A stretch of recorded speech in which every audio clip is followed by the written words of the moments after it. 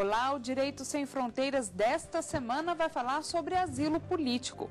Previsto em convenções internacionais e até mesmo na Declaração Universal dos Direitos Humanos, esse instituto aparece também na legislação brasileira. Mas quais são as regras para conceder ou até mesmo negar um asilo?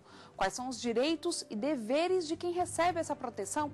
Sobre esse tema, eu converso com o professor de Direito Internacional da Universidade Paulista, Daniel Vaz, e com a professora de Política Internacional do Mestrado de Direito da Universidade Católica de Brasília, Leila Bijos.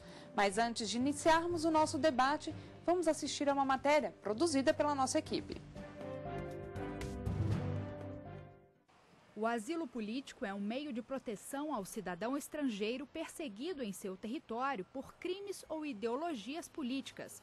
O direito de buscar asilo em outro país é garantido pela Declaração Universal dos Direitos Humanos e reafirmado por vários tratados internacionais. A Constituição Federal Brasileira também regulamenta o assunto e assegura a concessão do asilo político no seu artigo 4º, inciso 10. A prática do asilo é mais comum do que se imagina. As civilizações grega, egípcia e hebraica já reconheciam esse direito ao estrangeiro ameaçado. Alguns casos ficaram famosos na história. Os filósofos Descartes, Voltaire e Thomas Hobbes pediram asilo nos Países Baixos, na Inglaterra e na França, respectivamente. O Brasil ganhou destaque na mídia ao conceder o asilo a 3 políticos de países vizinhos. O ex-ditador paraguaio Alfredo Stroessner veio para o Brasil em 1989 e por aqui ficou até a sua morte. Raul Cubas, outro político paraguaio, pediu asilo em 1999. E o ex-presidente do Equador, Lúcio Gutierrez, que renunciou ao cargo, foi asilado no Brasil em 2005. Do início do século XIX para cá, a América Latina se tornou o lugar de maior ocorrência de casos de asilo, em razão da turbulência e instabilidade política dos países. Bom, agora na matéria a gente acabou de ver o conceito de asilo político, que é bem diferente do refúgio, né? Professora, qual é a diferença entre o asilo e o refúgio? O asilo, ele é concedido por um país, por um Estado soberano, na medida em que a pessoa está fugindo de perseguições políticas. O refúgio, não. Essa pessoa, ela não tem necessidade de ser um diplomata, de ser um presidente da República, e são pessoas, na maioria das vezes, pessoas comuns, que estão fugindo de turbulências no país. Mas também existe todo o contexto de discriminação étnica, religiosa, que pode fazer com que aquela pessoa tenha que sair do país para proteger a sua vida e a vida da família. Bom, e como é que esse instituto é previsto na legislação brasileira? Nós temos aí todo um histórico, né, de asilo, esse asilo político, asilo territorial que nós chamamos, e que vem de longas datas. Isso já está dentro da Declaração Universal dos Direitos Humanos, das Nações Unidas, e também na Constituição brasileira. As convenções internacionais, os tratados internacionais que o Brasil e os seus países vizinhos assinaram ao longo dos séculos, foi dando esse embasamento e a essa instituição do asilo no Brasil. Porque o Brasil é um país aberto, é um país de liberdade, é um país que aceita o estrangeiro de braços abertos, principalmente quando esse estrangeiro está em situação de perigo.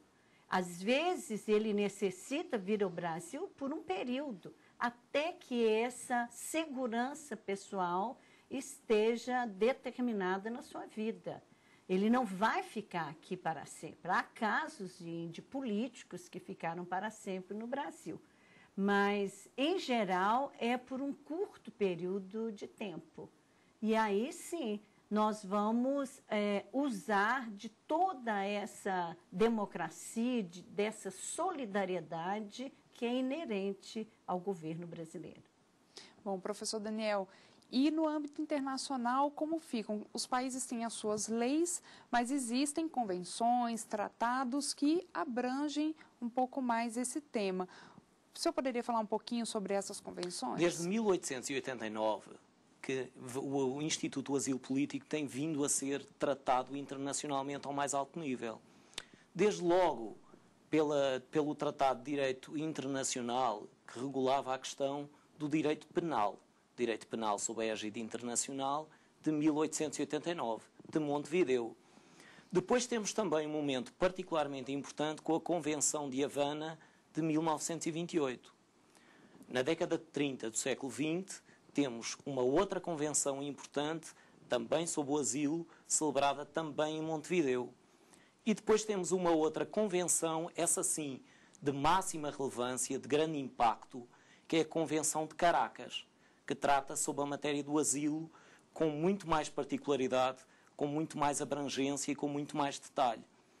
Essa convenção está em vigor no Brasil desde 1965 e tem uma linha de impacto muito aprofundada.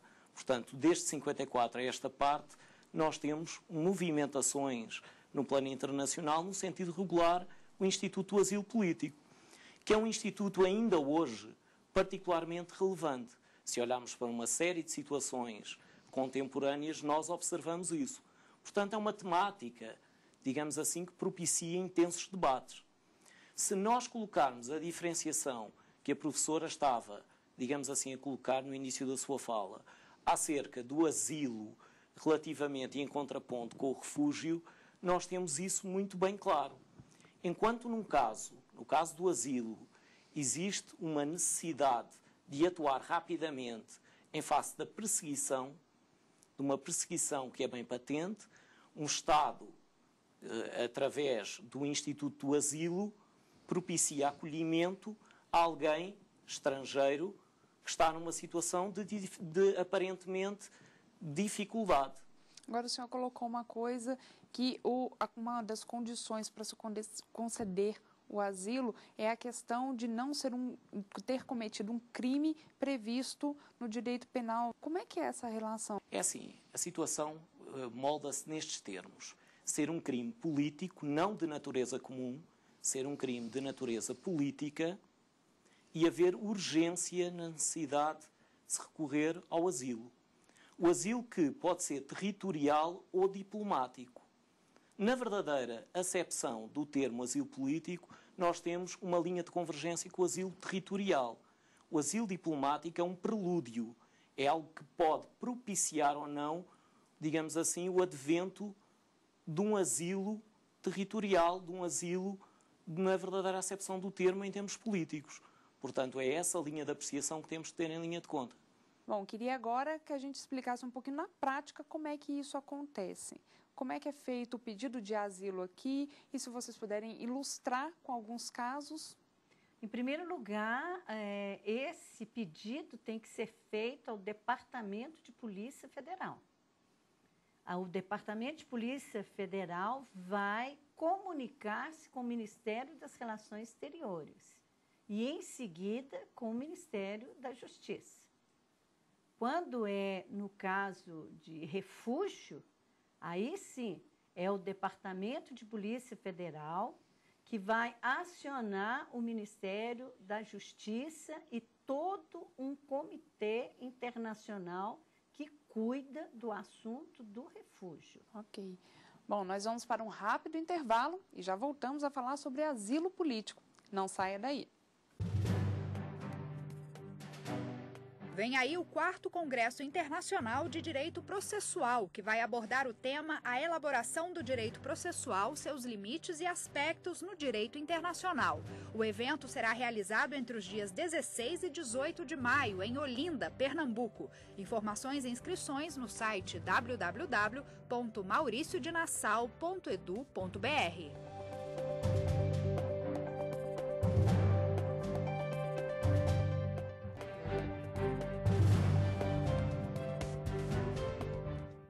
O Direito Sem Fronteiras está de volta.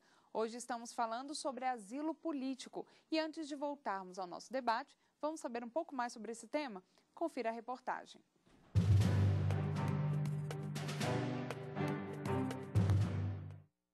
Criada em 1961, a Convenção de Viena estabelece a chamada regra da inviolabilidade. Segundo o artigo 22 do documento, os locais de missão diplomática, como as embaixadas, são invioláveis. Policiais e forças de segurança locais não podem entrar sem a permissão do embaixador. Por ser considerado um ambiente seguro, em diversas ocasiões as embaixadas foram os locais escolhidos por asilados para garantir abrigo. Um dos casos considerados mais longos é o de um cardeal húngaro que passou 15 anos dentro da embaixada americana em Budapeste. Outro caso curioso é o do líder panamenho Manuel Noriega. Durante uma invasão no país, em 1989, ele buscou proteção na Embaixada do Vaticano. Para prendê-lo, forças americanas colocaram música no volume máximo até que o líder panamenho não aguentasse e saísse da embaixada. Em 2009, o prédio da missão diplomática brasileira em Honduras também foi local de abrigo. O presidente deposto, Manuel Zelaya, que havia sido levado para fora do país, resolveu voltar e entrou na Embaixada do Brasil para proteger-se. Foram 4 meses no local. A embaixada chegou a ter serviços como água, luz e telefone cortados como retaliação por abrigar Zelaya. A gente tem alguns casos que o pedido de asilo causou um pouco de estranhamento entre países, né? Tem o caso do criador do Wikileaks. Isso é observado quando uma pessoa pede o asilo? Observa-se se essa relação entre países vai sair arranhada, vai acontecer alguma coisa até maior no âmbito diplomático? Isso é observado antes de conceder o asilo? É muito interessante a gente observar esse ponto, porque isso pode acontecer. Ele estava sofrendo uma pressão, uma perseguição, ele ia ser preso. E o governo do Equador ofereceu esse asilo político a ele. Inclusive, a embaixada do Equador em Londres, ela foi ameaçada de ser invadida pelos policiais britânicos. Mas como é um território neutro, é um território diplomático, isso não aconteceu.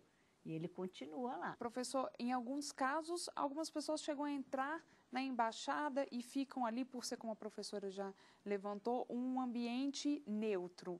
Mas ali seria uma questão de asilo? Você estando dentro da embaixada, pode ser considerado um asilado ou não? A situação, em primeiro lugar, tem que se colocar dentro da diferenciação, dentro do âmbito até do Instituto do Asilo Político. Quando olhamos para o asilo político, existem duas possibilidades: asilo territorial, que é a verdadeira acepção do asilo político, e asilo diplomático. Quando nós falamos nos casos mais visíveis na imprensa, nós normalmente reconduzimos a casos de asilo diplomático, que não forçosamente nos vão conduzir a um verdadeiro asilo territorial. Algumas vezes sim, mas funciona como uma espécie de prelúdio para que se venha a concretizar um asilo no sentido territorial propriamente dito. A América Latina é particularmente rica em exemplos nesse prisma e, designadamente, ao nível tanto do asilo diplomático quanto do asilo territorial. Se nós olharmos para a questão do asilo territorial, por exemplo, desde 1820 até os dias de hoje, nós temos uma sucessão de casos, uma sucessão de exemplos. Por exemplo, o líder independentista do Uruguai, José Gervásio Artigas, que, digamos assim, foi-lhe concedido asilo político territorial no âmbito do Paraguai.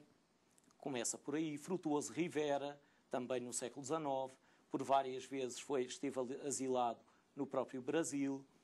Temos diversos exemplos, ao nível territorial também, de presidentes ou de ex-presidentes que necessitaram de asilo político.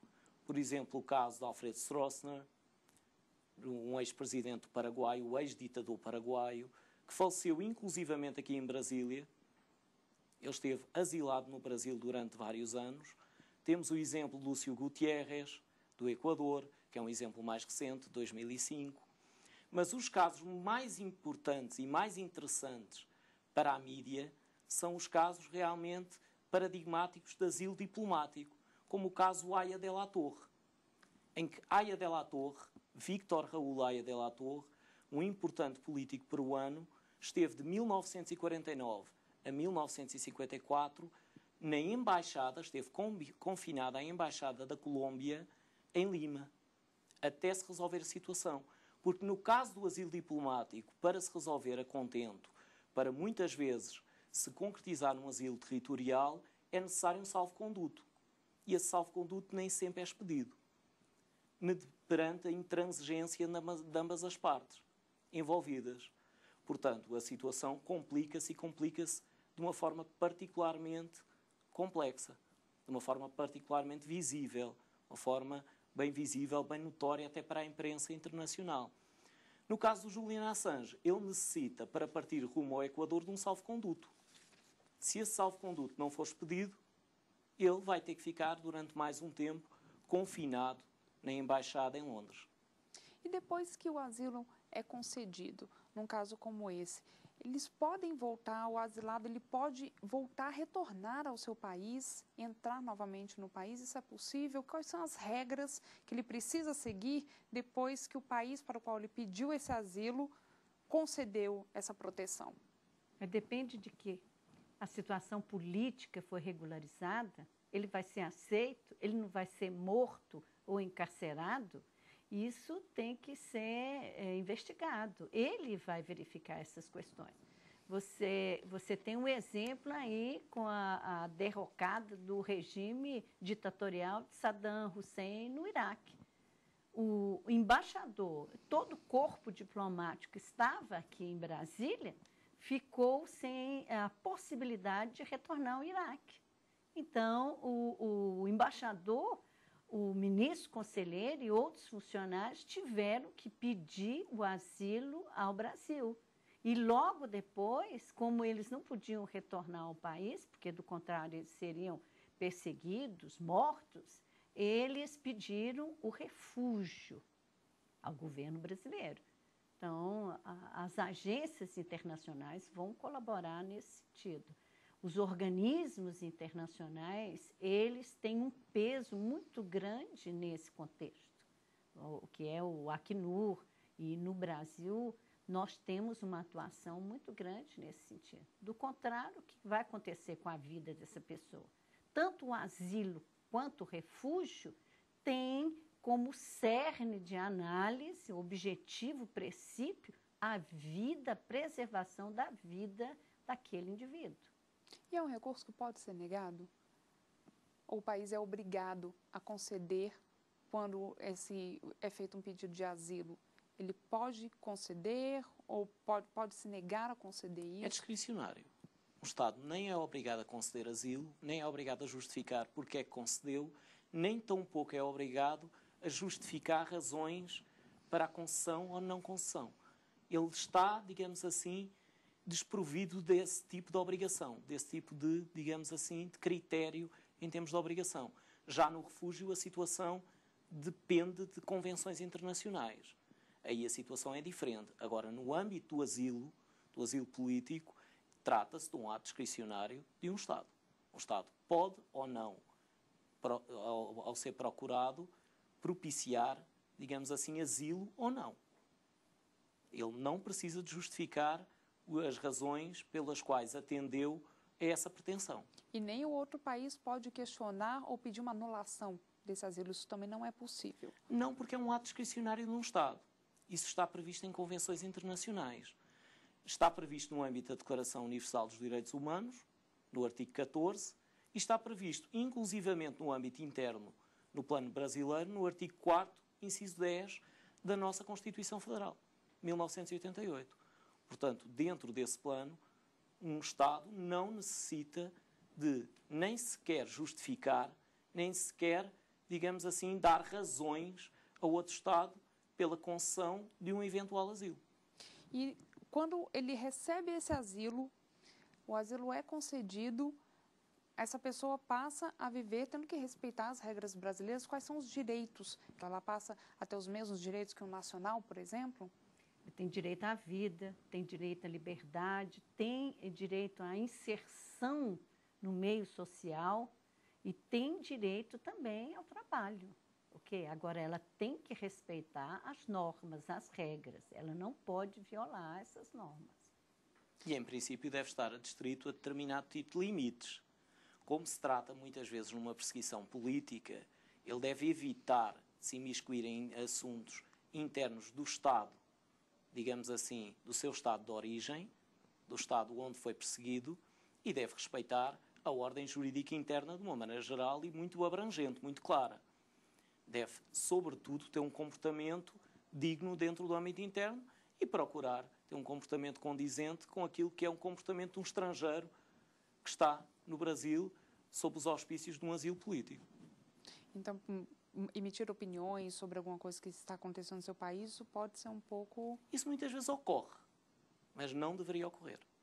Participar de greves, de passeatas, e emitir determinadas declarações oficiais sobre a política do país, isso ele tem que pensar, e isso não é possível. E como ficam os países que não fazem parte dessas convenções internacionais? O Brasil está na vanguarda. Em primeiro lugar, é preciso referenciar esse aspecto. Está na vanguarda em termos internacionais porque, digamos assim, é signatário das principais convenções a respeito do assunto. E quando falamos no Brasil, nós falamos de um país que, digamos assim, cumpre escrupulosamente com esses ditames internacionais, maiormente no plano do asilo. Se a senhora reparar, no plano do asilo político e também no plano do asilo tanto territorial como diplomático, ao nível de classificação, o Brasil tem exemplos muito claros disso. Alfredo Stroessner, Raul Cubas, exemplos recentes. Por exemplo, Lúcio Gutierrez. Já no plano do asilo diplomático tem um outro exemplo muito cabal e muito concreto. É o exemplo, por exemplo, de Manuel Zelaya, que é um exemplo recente. Portanto, o Brasil tem estado sempre na vanguarda. Aliás, o asilo político tem sido privilegiado na América Latina. O Instituto foi dimensionado particularmente na América Latina, em função da turbulência política pela qual passaram diversos países, digamos assim, por diversos problemas internacionais. No que diz respeito à sua questão, os países não signatários muitas vezes não têm nem são obrigados a seguir os ditames do asilo político, maiormente porque muitas vezes esses países, sendo o asilo político como é um ato discricionário, não têm que o conceder. Não são obrigados a concedê-lo. Cabe a cada Estado concedê-lo ou não, em função do âmbito de perseguição e daquilo que se colocar num determinado caso, numa determinada situação. Ok, bom, é um assunto que rende muita conversa ainda, né? Muitos exemplos. Com certeza. Muitos exemplos. Eu gostaria de agradecer a presença de vocês no nosso estúdio. Bom, hoje eu conversei com o professor de Direito Internacional da Universidade Paulista, Daniel Vaz, e com a professora de Política Internacional do mestrado em Direito da Universidade Católica de Brasília, Leila Bichos. E eu agradeço a você que nos acompanhou em mais uma edição do Direito Sem Fronteiras. Mande a sua sugestão e comentários para o nosso e-mail, direitosemfronteiras@stf.jus.br. E você também pode rever o nosso programa no site www.tvjustiça.jus.br. A gente se encontra na próxima semana. Até lá!